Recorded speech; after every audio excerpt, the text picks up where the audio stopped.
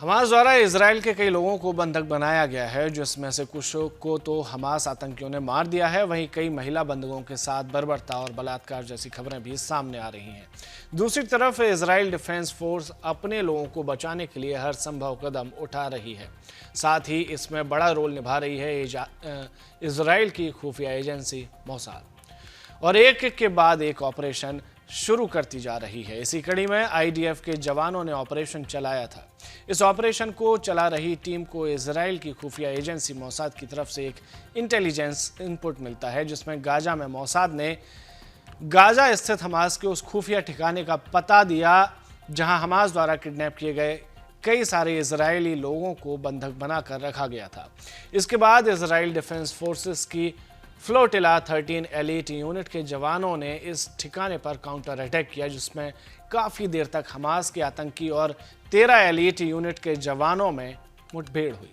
इस ऑपरेशन में flotilla 13 elite unit के जवानों ने 60 से ज़्यादा हमास के आतंकियों को मार गिराया और 26 आतंकियों को जिंदा पकड़ने में कामयाब रहे, जिसमें से एक हमास की दक्षिणी नौसेना डिवीजन का डिप्टी कमांडर मोहम्मद अबू अली भी था।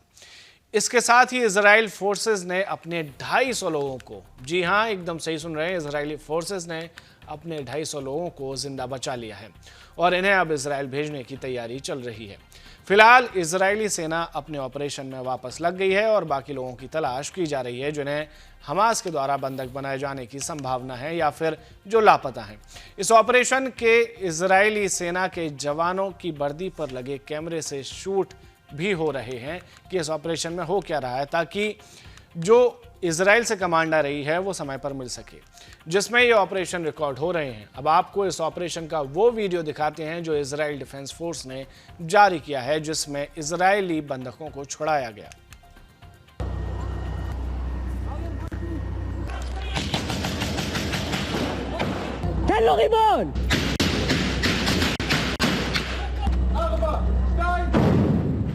תחפה עלינו החוצים.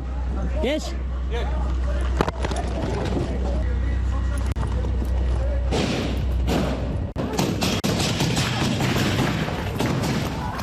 תן אש.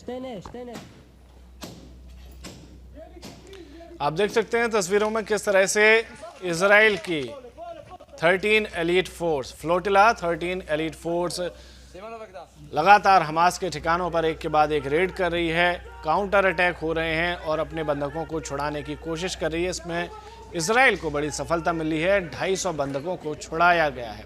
इसके साथ ही कई सारे बंधक अभी भी हमास की जद में हो सकते हैं, जिनको बचाने के लिए अलग अलग ऑपरेशन चलाई जा रही है। इस ऑपरेशन में जो मुख्य भूमिका थी वो थी मोसाद की। मोसाद ने पूरा इंटेल दिया था, जिसके आधार पर ये सारे ऑपरेशन चलाए जा रहे हैं।